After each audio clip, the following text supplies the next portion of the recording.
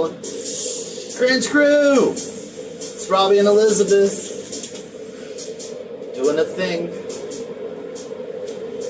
Well, let's see. I went over my past 80s history, and I went over some post-punk, but I really, I had something very interesting happen to me that I would like to talk to other people about, and that is that I was in a sociological study by a woman who was writing a sociological paper on Goth, and her view is that Goth is no longer a subculture, but is now a culture. And I answered some questions. She was very interested in interviewing me, and so I'm part of her study. And her questions were very intriguing to me and brought up a lot of thought about the past and the present and the future. And her questions were, she gave me 10 questions, such as, how would you define Goth? How did you get into the Goth culture? It went on to being a parent of children. Are they influenced by Goth at all? How is it like your daily life in Goth? Do you consider yourself an outsider or misfit in your formative years? Which was a yes and a yes and a yes. Can you be positive or happy as a Goth? Is that possible? Absolutely. So I answered her questions, and then I went back and even answered more. And what really jumped out to me was elitism. And that's why I kind of wanted Brian in here.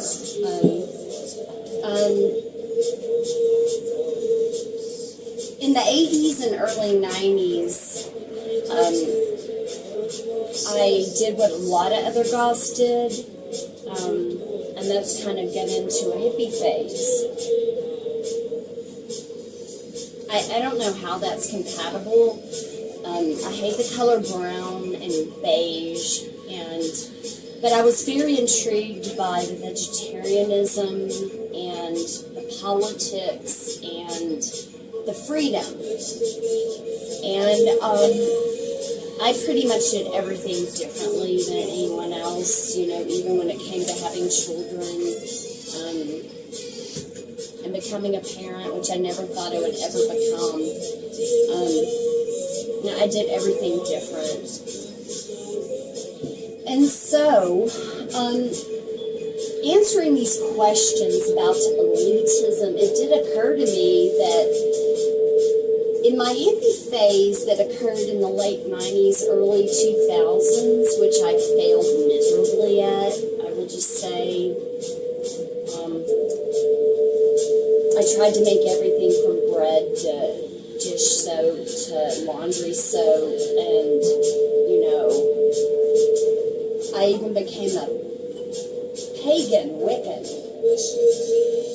and just abandoned clothes altogether. Went out with the druids in the forest. And that was very nice, and my children were young then, and they just crawled around naked, But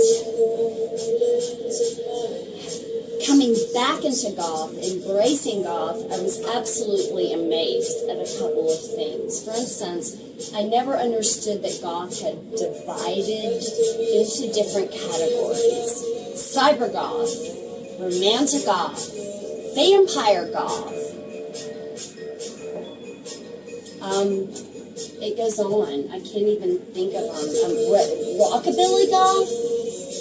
Health Goth? What the fuck is that? New Goth, New Goth. Killstar is not acceptable, I don't think. I'm not sure what a Killstar is. Killstar is not Goth, I'm sorry. I'm just saying it right here. Killstar is a company that has commodified on Goth and all things Wiccan, and they're also racist, pretty much, and you can buy, into the internet, like when I had to dress myself, I had to be very creative, and I was also absolutely broke. So I had to be extremely creative in how I dressed goth, and no one really gave a shit. I hung out with the death rockers with the big mohawks, and they made me veggie burgers. You know, they're nice.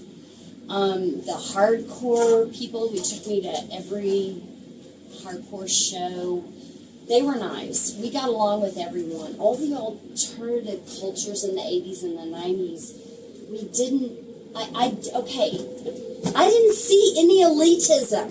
What the fuck happened? All of a sudden, 90s, 2000s, there's elitism. We didn't have that. Okay, I'm just going to say that right here. We accepted people of all color, all races, all sexes. Everyone was accepted. We protected each other. We went in groups. Because if we went singular somewhere in the dark streets of any city in the South or in the United States, we would get attacked.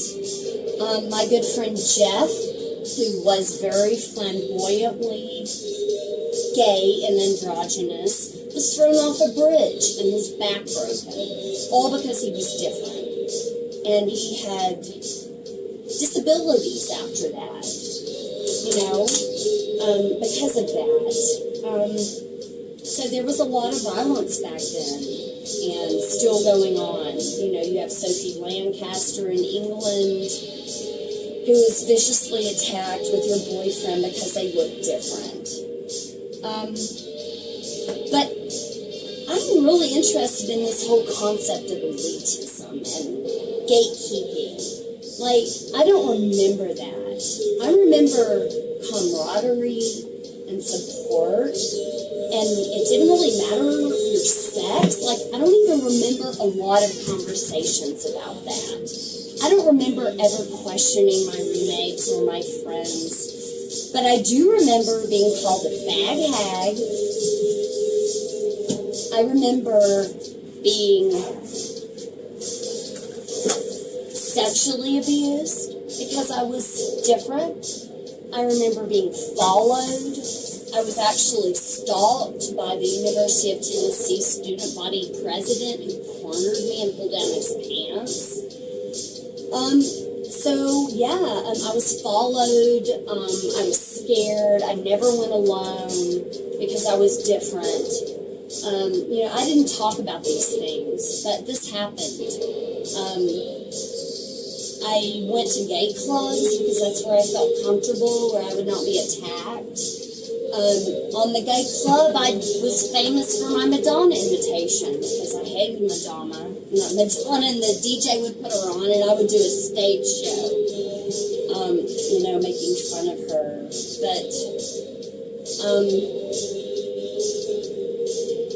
we accepted each other, and we were a minority, and we had to stick together. So when I had my children, which I didn't think I would ever have, I became a parent accidentally and became a hippie.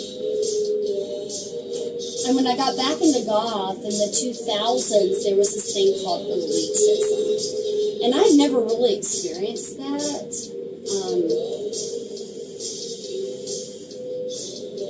Like this division and this judgment and this snobbery and better gothier than now and goth points and all this shit, like, it disturbs me, and I'm interested in talking to people who've had this experience. When did it start? I must have missed something.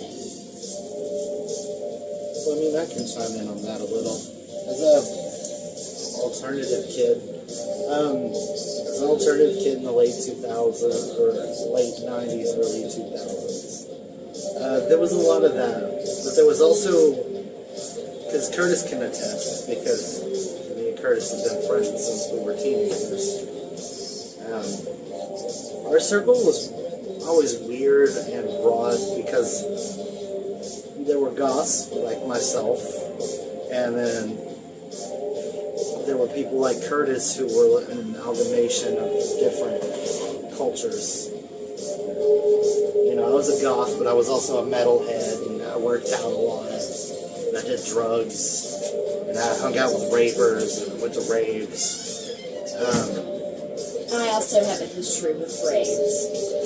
But everyone just assumed that I was a gay guy because, you know, I wore makeup, painted my nails, and wore big neon-colored pants, Marilyn Manson shirts.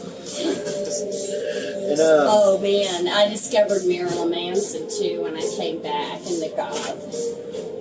I mean, it was such a weird time. Like the late '90s, being a teenager was such a weird time because I'm a very open-minded guy. Like I have my hands into everything creative. If it's creative, I want to know about it. So some of the other goths, like people who went to private schools and stuff, would be like, "You're not goth enough," or "You're not a goth, you're a this," or "You're a new metal kid, you're a juggalo," and I'm like, A juggalo? I just found out what that was.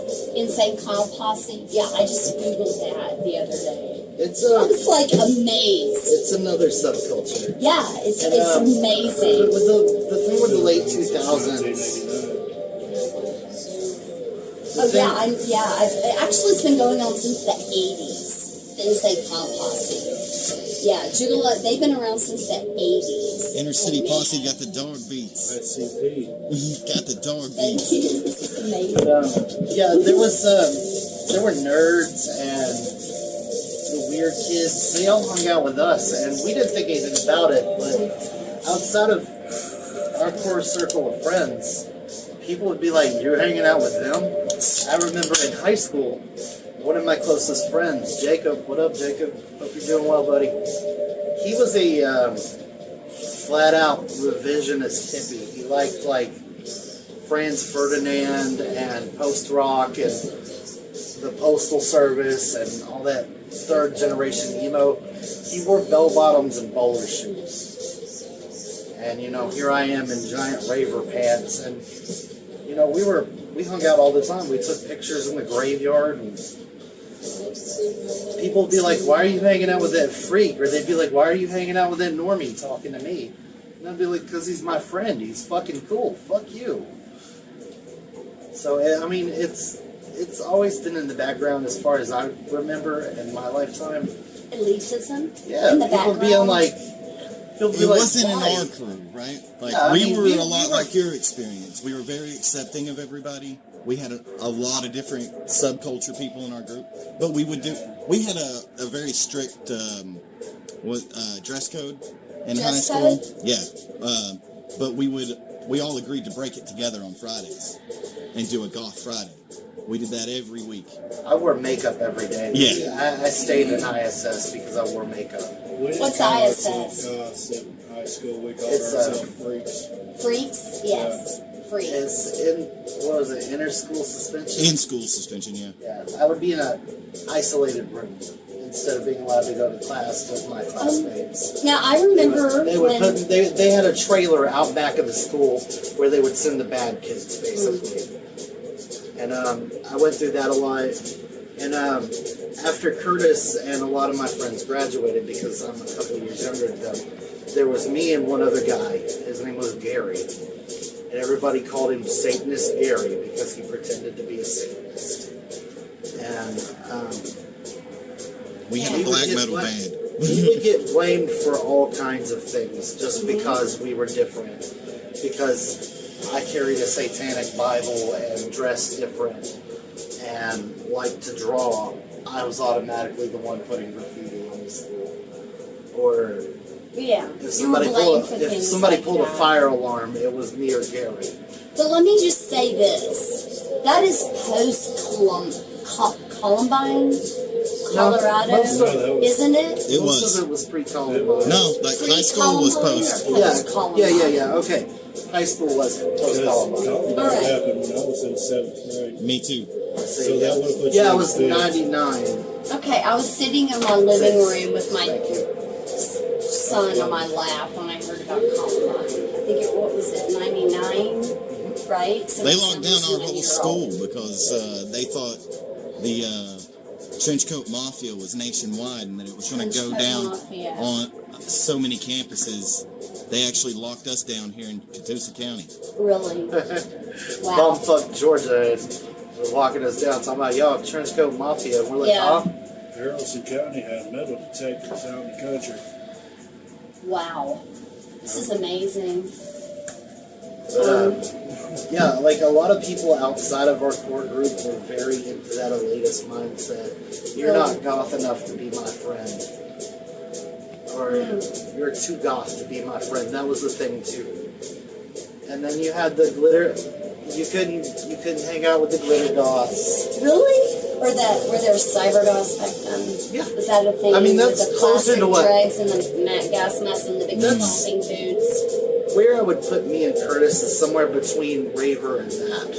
Because I wore the big plastic pants and had a bunch of gas masks and crazy hair. And You I had the still big, have those? I had the I wanna canvas borrow strip one. pants, you know, with the spikes yeah. and everything. Did you guys go to Hot Topic? Yeah, I Were lived you in. mall goths? I was. we were I was whatever in you mall could get rats. from wherever you could get it, guys. I lived at the mall because I'll tell you a story that ties into all this.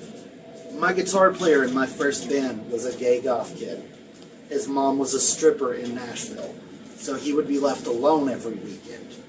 So naturally, the place where the drug addict goth kids want to be is at the house with no parents. So he lived 5 minutes from the mall, walking distance.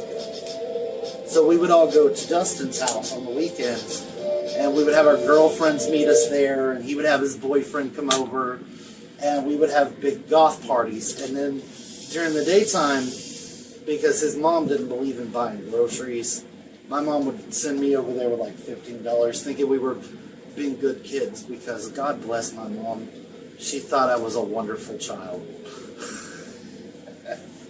It pays to be slick. Don't damage your parents. But she would send me with $10, $15. So we would go to the mall and, you know, hang out at FYE and Hot Topic and listen to music and hang out with the other goths. Hang out in front of Hot Topic. Just basically drive mall security nuts because they were like, well, what are you doing? Hanging out. What are you doing? Smoking in front of the mall. Are you old enough to have cigarettes? No. Where'd you get them? I bought them. Where? The gas station down the road where the guy doesn't check IDs.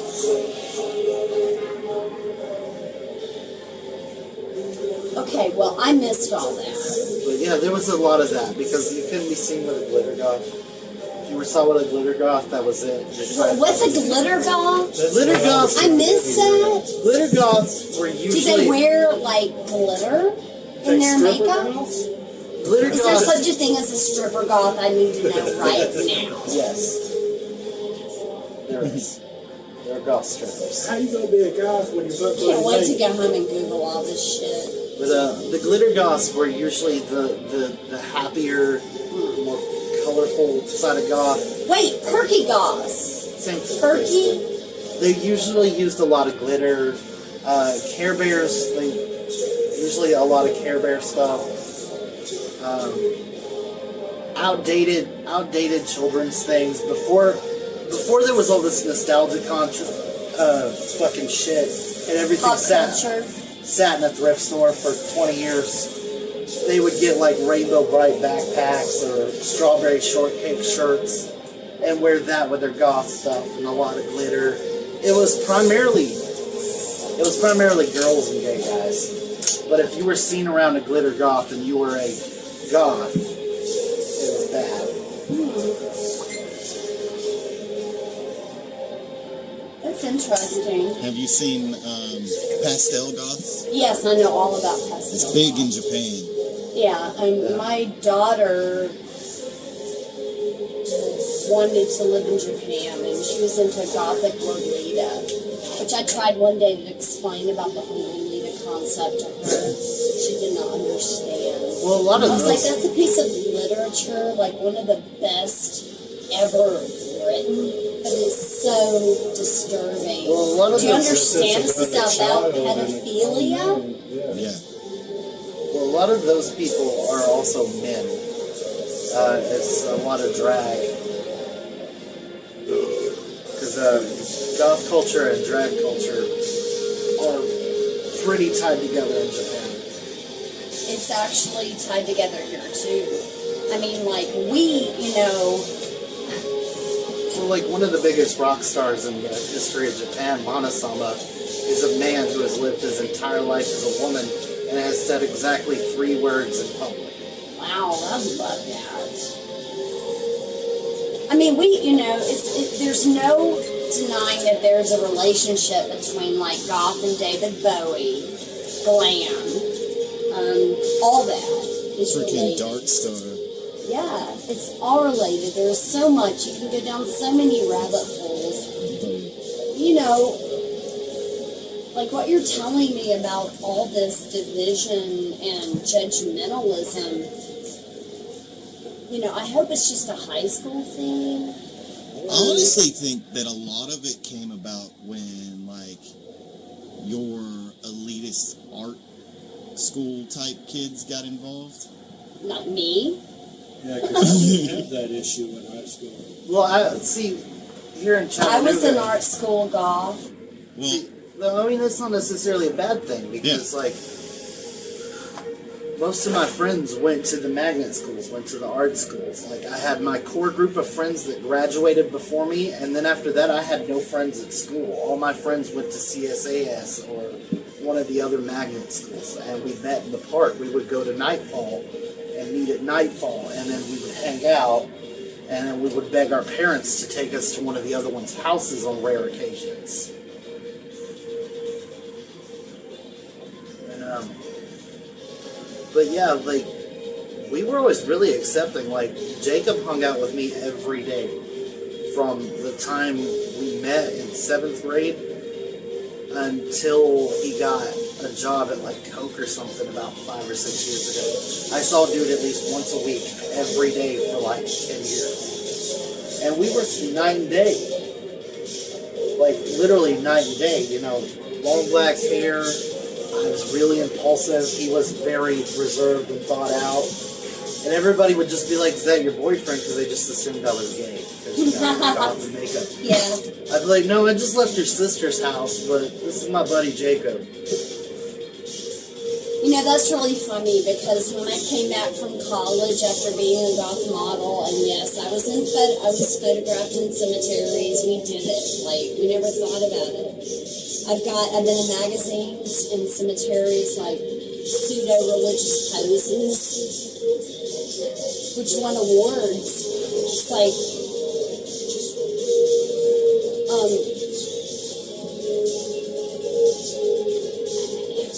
forgot where the fuck I was going with that. But, this whole elitism thing really bothers me. Well, see, another part of that. It really I does. think a lot of people judge you on where your entry point is. That too. Well, okay, so the first time I ever experienced elitism was about 3 years ago. I got back into goth, got interviewed by the #1 goth talk podcast, Cemetery Confessions, on aging in the goth subculture. And so, you know, and I went to Nashville.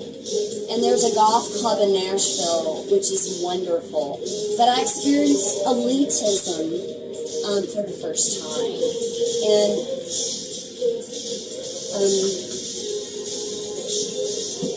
it really bothered me a lot. And so I had that elitism where people wouldn't even speak to me, or they would come up and go, "Well, I guess I'll introduce myself to you." You know, and See, that was part of everything for us. Like, we just dealt with that. well, see, we didn't have that. Like, we were like, "You're a little bit, you're like a freak. You're a misfit. We love you. You're into hardcore? Well, we can accept that too.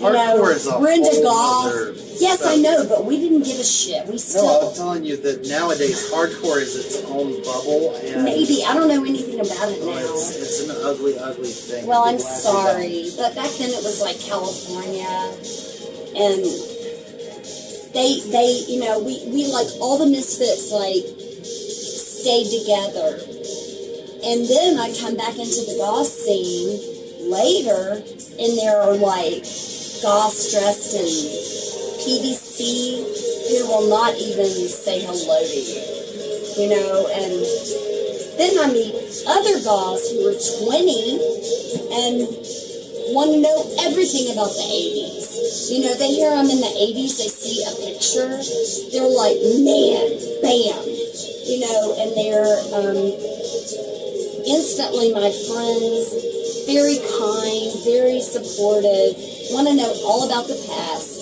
want to tell me new bands now, you know, very loving and very supportive. But I have been around some elitists and even some DJs in Nashville who have been like dicks, you know, online. And they're trying to build an industrial subculture within Nashville and still be dicks. You know? There's no place for that. No. I will not tolerate that. There's no place for that. So anyone in Chattanooga afraid of elitism, it is not going to be here. I guarantee it. I will not allow that. You know, no way. Everyone is welcome. You have a raver pass, that's fine. I do too. I used to dance naked at raves. You know, I was a performer with drag queens at raves. You know, it was fine. It's all okay. You know, there are dark people in Chattanooga, and I want to accept everyone. I want to know everyone. So, you know, there's no place for elitism in Chattanooga. And if I see that happening, I'll fucking call them out. You know? With that note, No way. the Chattanooga Goth Party will not accept that kind of behavior. There will be none of that here. You know, no. It's 2019. Get over yourself. Yeah.